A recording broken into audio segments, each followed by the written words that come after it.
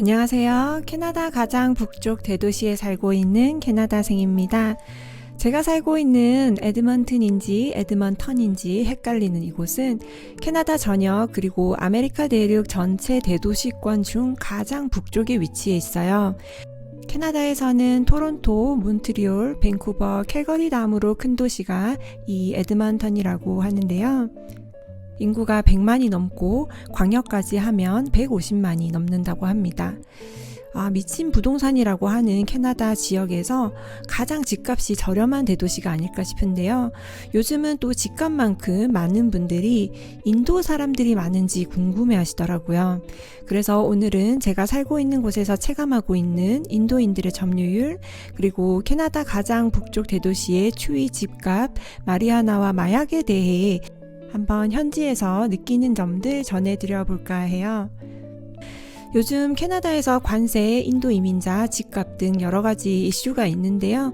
제가 전문적인 시사 내용을 다루는 채널은 아니지만 또 어떤 분들은 이런 이슈에 대해 현지에서 사는 사람들이 실제 체감하는 면 어떨까 궁금하실 수 있을 것 같아요. 캐나다 현지에서 사는 사람 중 한 명으로 어떻게 이런 이슈들을 체감하고 있는지, 하지만 또 개인마다 다르게 느끼실 수 있으니 그냥 참고로 해두시고 재미있게 봐주시면 좋겠습니다. 또 제 채널에 현지에 계시는 분들이 이 생생한 소식을 상세하게 전해주시는 경우도 있으니 궁금한 점들 있으시면 댓글로 알려주시고, 또 현지에 계시는 분들께서도 다양한 의견들 말씀해 주시면 감사하겠습니다. 우선 가장 많이 문의해 주셨던 질문, 인도인들이 정말 많은가요? 라는 질문에 답을 드려보자면, 눈에 띄게 인도에서 오신 이민자들이 많이 늘어난 것은 기정사실이지만 개인적으로는 또 크게 다르다고 느껴지는 것은 없는 듯 합니다. 이전에 저희가 온타리오 런던에 한 6년 정도 살았는데요. 그곳은 처음에는 워낙 캐네디언 비율들이 많아서 저희가 처음 갔을 때와 떠날 때를 비교하면 그 인도나 중동에서 오시는 분들이 확연히 많아졌다는 느낌을 확 받았어요. 도시가 작은 편이기도 했고 코스코만 가도 나중에 분위기가 확 달라졌다는 느낌을 2020년도 말쯤에 받았던 것 같아요. 그에 반해 에드먼턴은 저희가 2021년도에 왔는데 이미 다양한 인종의 이민자들이 많았거든요. 그래서 2025년인 지금까지 그렇게 드라마틱한 변화를 느끼지는 못했고, 그냥 저희가 에드먼턴 처음 와서 느낀 것은 런던보다 훨씬 다양한 인종이 많네, 이 정도였던 것 같습니다. 또 그렇게 느끼는 데는 제가 특별히 다른 인종에 대해 구분을 크게 두지 않는 이유도 있는 것 같아요. 여기는 인도뿐 아니라 중동, 아프리카 쪽에서 오신 분들도 참 많거든요. 그냥 저에게는 이민자라는 카테고리 안에 있으니 특별히 인도 사람들이 많은가에 대해서 별로 유의하고 지내지 않은 점도 있는 것 같아요. 하지만 통계에서 알려주듯이 2022년에는 11만 8,095명, 2023년에는 거의 14만 명에 가까운 인도 출신의 이민자가 캐나다로 유입됐다고 하니 그 변화가 눈에 띄게 드러나는 듯합니다. 저도 관심을 가지고 보니 편의점이나 티몰튼과 같은 특정 가게들은 항상 인도 계열의 사람들의 직원이 있었던 것 같아요. 그리고 얼마 전 박싱데이에 한번 나가보았는데요. 그때도 확실히 인도 중동계의 사람들이 많이 보이더라고요. 또 제가 살고 있는 동네는 학교에서는 잘 못 느꼈는데요. 이 근처에 인도인이 많기로 유명한 옆 동네만 가더라도 인도 아프리카 쪽에서 온 분들이 길을 지나다닐 때 정말 많이 보이는 것 같아요. 그 동네에 속한 중학교에 다녔던 지인의 말에 의하면 인도 친구들밖에 거의 없어서 좀 다양한 친구들을 만나보고 싶어서 가족들과 상의를 하여 이사를 다른 동네의 고등학교로 진학하는 경우도 보았답니다. 또 저희 아들이 어릴 때 그 동네에 있는 데이케어를 보냈었는데요. 원장님과 선생님들 모두 인도계 사람들이었어요. 저는 개인적으로 그 원장님이 똑 부러지고 기관도 깨끗하게 매니징을 잘한다는 인상이 들어서 좋았고, 선생님들은 따뜻하게 아이들을 잘 대해주어서 정말 만족했답니다. 제가 귀관을 고민할 때 집 앞에 가까이 있는 데이케어도 가보았었는데요. 거기도 인도 쪽 사람들이었던 것 같아요. 그런데 그 처음 투어를 갔을 때 좀 비위생적으로 보이고 아이들 관리도 잘 안 되는 것 같아서 거기보다는 집과 좀 거리는 있지만 다른 귀관을 택했었던 것 같습니다. 그래서 저의 경우에는 어느 특정 나라보다는 누가 기관을 운영하느냐가 더 관건이었던 것 같아요. 또 통신사 쪽도 거의 인도계 사람들이 많은데요.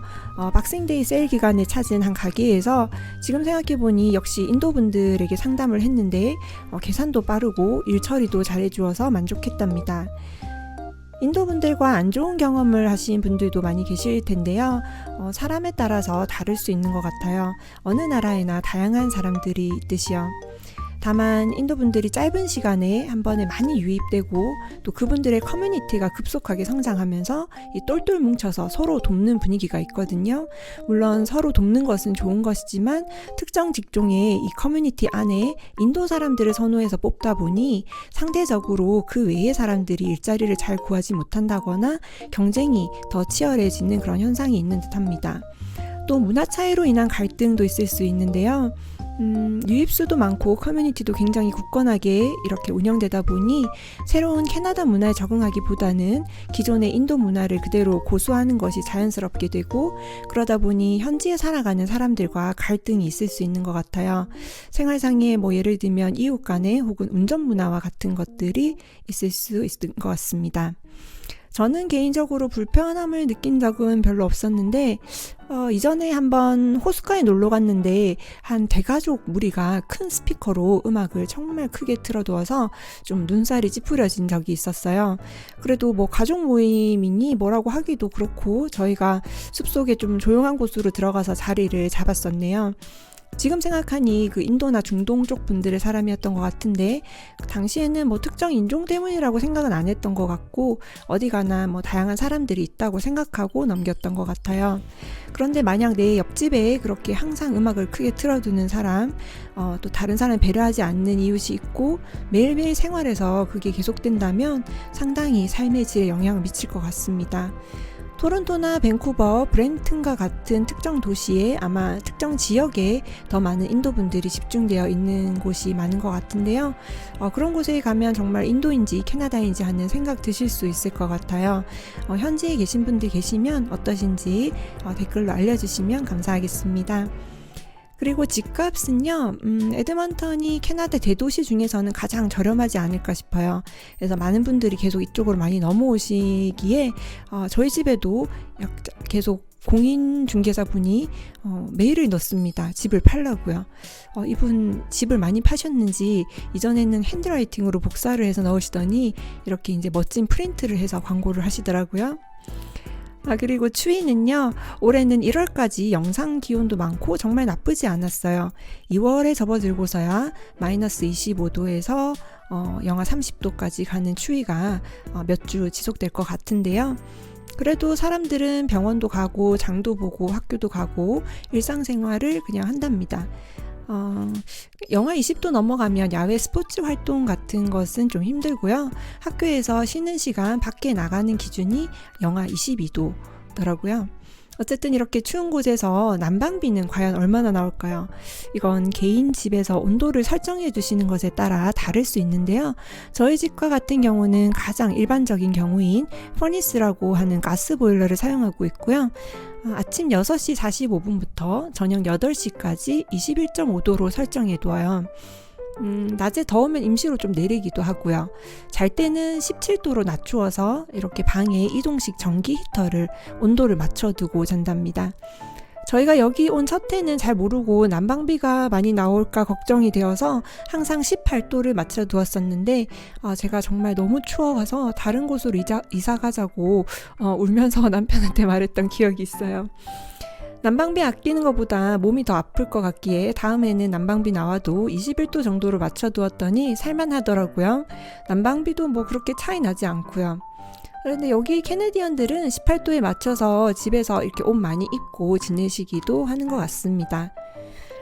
보통 이곳은 전기, 가스, 물세, 쓰레기 처리 비용이 함께 나오는데요. 이번 달은 올 겨울 가장 많이 나왔네요. 490불, 거의 50만 원이 나왔거든요.